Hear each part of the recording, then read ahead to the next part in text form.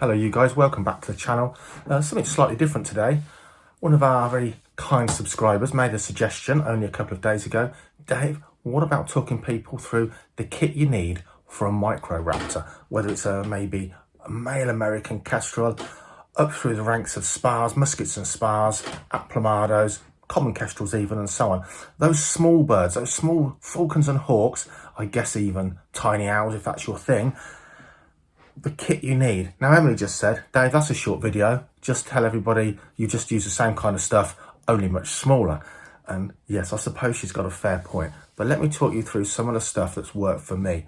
Now, as I'll tell you further in the video, I don't personally fly any micros anymore. The Aplomados, Emily's took over them. She says she wants to hunt with a female this year, and it's already showing signs of wanting to catch everything in displays. But I don't fly anything. So we're going back. We're going to look at the birds here at Falconry and what we do now, how we do things differently, such as free lofting, and step back in time. I've scavenged around some of my old kit to show you how I did things when I kept my micros at home, and they were tethered out in the day on the weathering lawn or put away in a mews tethered in the evening. So I'll show you some of that kit as we go along. Enjoy the video. I think it will be shorter. I say that every time, don't I? Enjoy the video. Hopefully it'll give you food for thought to fly these wonderful, wonderful species.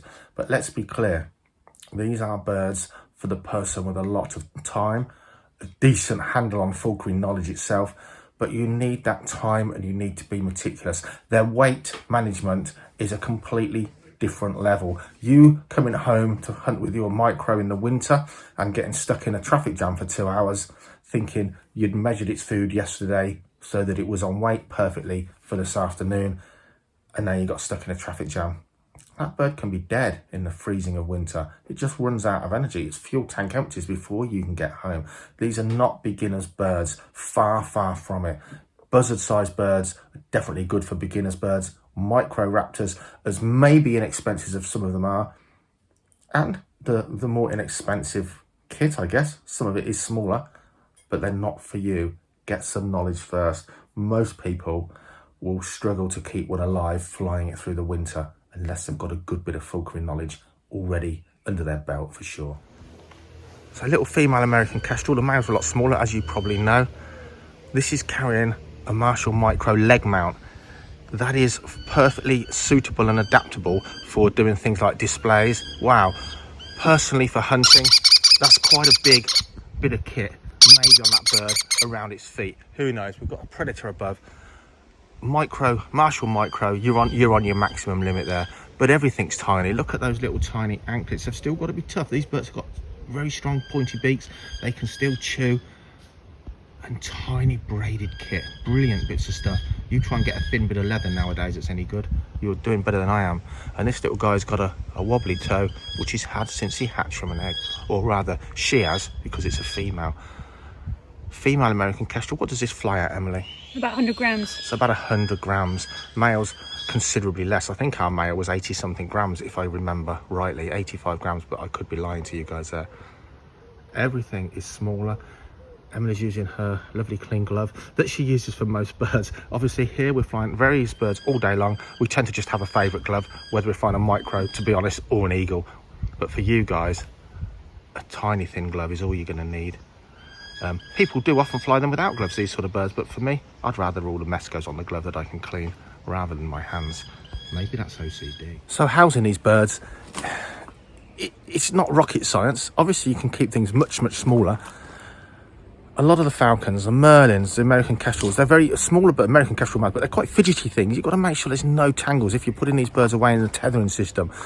Sparrowhawks like goshawks, you're always trying to look after that train. If you want to use a tail guard, that's up to you. But again, good husbandry, good perching systems, good handling, you'll find a tail guard on a sparrowhawk, a musket, isn't something you need to do. Get it right and you'll be okay. The bird will be okay. But the sparrowhawk's always going to be the one that if you're using a tethering system, you've really got to make that thing work so it can't tangle, break, the leash isn't running through its tail, so on and so forth. Let me show you some things that we've used here at the Falconry Centre, and I'll try and go back in time to when I had my birds at home, my micros at home, and show you how I put them away tethered at night. Someone's come in. annoying young people. For outdoors, for the miniature falcons, the micro falcons, I still like a metre high lightweight ring block. For me, I still like these high blocks. That one, I say, about a metre high. You can see the diameter. Works really well for things like the male Aplomados and such.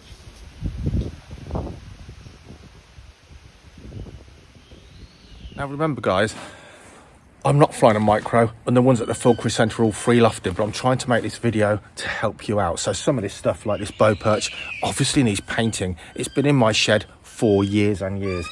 This is been made up by wrought iron makers. This is the shape bow perches should be, like a bow and arrow bow, a long bow more, not a D shape. I'll put a metal ring on here. That's what I had at the time. I'd go for a lightweight composite ring now. Something that this can slide over. What I used to use for my sparrowhawks was actually, it was a leather, like a leather string, a leather beading trim that you could use like the old-fashioned rope and wrap round, whip onto there. It was really thin and flush with a bit of whipping from some insulation tape. But what a lot of people don't seem to get with bow perches, this is not how to sight a bow perch. Let me show you. The tie bar on a bow perch is not for you to bend with your foot. Put your feet here and here, not here. And the tie bar should be flush with the ground.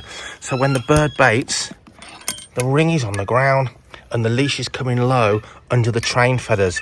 If you've got this tie bar up here somewhere because you can't push the spikes in long enough, then the ring's ending here on the tie bar and the leash is going through the tail of a baiting bird. Understand how to use your kit and why it's designed as it is. A D shape means that the ring, more often than not, ends up there when the bird's baiting. A longbow design, not today, a longbow design, the ring should easily slide and fall down to the corners so it doesn't damage the bird's train. Look at this beautiful little bow perch. To replace the top, repaint it, still a bit of workmanship there, and just made up by the local wrought iron makers. Perfect for spars. Okay guys, so remember all my micros are free lofted. I'm not hunting with them, I'm not flying one personally at the moment. So I'm showing you old kit. This is how I kept mine in the mews. Look at this, this is tiny.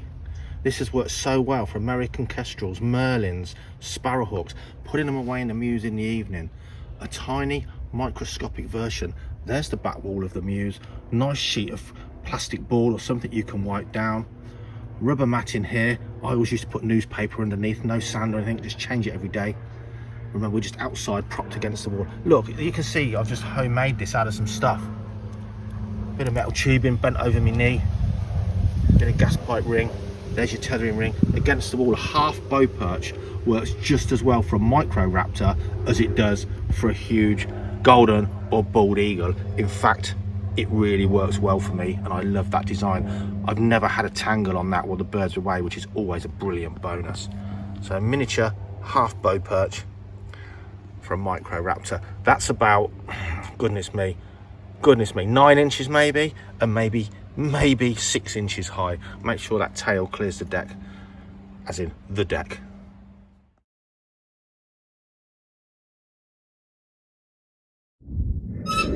Obviously, if you're going for free loft, then you design it how you like. I've inherited these so far. That really harsh, horrible whale mesh has been absolutely fine. For the Aplomado size, that's 2-inch mesh. Oh, you've ripped your AstroTurf off, haven't you? So, female Aplomado in there. Free loft really well, as does the male. They're all chilling out now, it's evening. As does the male. And of course, if you've got a micro, it can have pretty much a palace that it can even actually fly around in, rather than just back and forwards. It can fly around a bit there.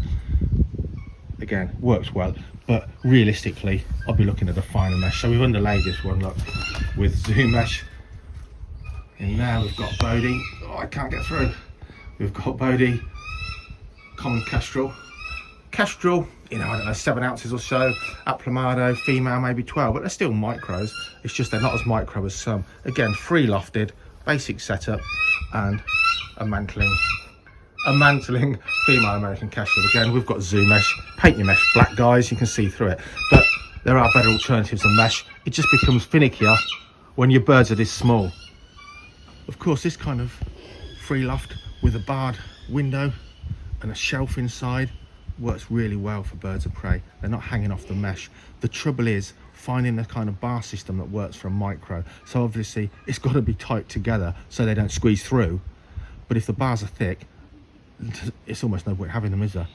So you've got to get something possibly made up with very thin bars if you're going to use this system, which really, for free lofted birds, is the way to go. Another alternative is bounce netting. You can have it to the size they can't get through, and of course it's very soft and bouncy should they fly into it. Much better than weld mesh. The only trouble is, of course, the big, I mean, there's a minuscule chance a talon would get caught in there. Never ever had it with this kind of material. But of course, if they're hanging on here, there's still a chance that they're going to wreck their train feathers and so on and so forth. So everything's got its pros and cons. You decide what works well for your bird. If you're going to scale down because you want to fly a musket, it's going to be harder and take more thought and care to keep that bird in fine fettle than, say, something like an Aplomado falcon with its amazing harrisort-like soft feathers, for instance. Yes, I know. So we scaled up to an 8-ounce micro, and I can tell you now that Marshall micro transmitter is absolutely no problem. Tail mounted. This guy's got an ordinary Marshall tail crimp on his train, on the deck feathers, and that size transmitter is no problem at all with a bird this size on its tail. Totally sleek and brilliant. Male Aplomado. Digital weighing scales, weighing ounces, grams, whatever you like. I don't know, 12 or 15 quid off Amazon, the Salter ones. Make yourself a perch out of a couple of bits of wood. Who cares? The bird doesn't care. It's only on there for a few seconds.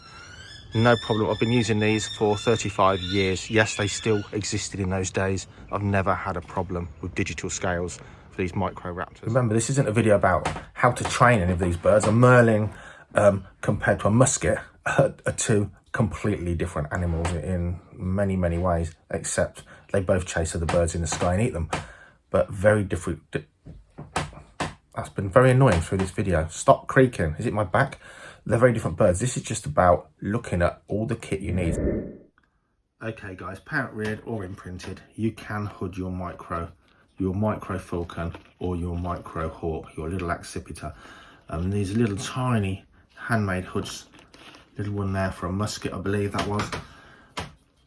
People say you don't need to hood a micro and they don't like to be hooded. Well, you don't need to hood a micro and some of them don't like to be hooded. You have to be much better at hooding. And of course, like every single bird of prey we work with, apart from an owl, possibly a vulture, your bird that's made to the hood will always be far better for it. It enables you to keep that bird distress-free pretty much at any time that it could suffer stress. You want to be training these birds by getting them acclimated to stuff, not by stressing them out. But I will say, they can be much harder to hood. You need to hood them much more consistently and do a much better job at the time. And if you're imprinting one, have the hood that you can roll on, take off, roll on, take off.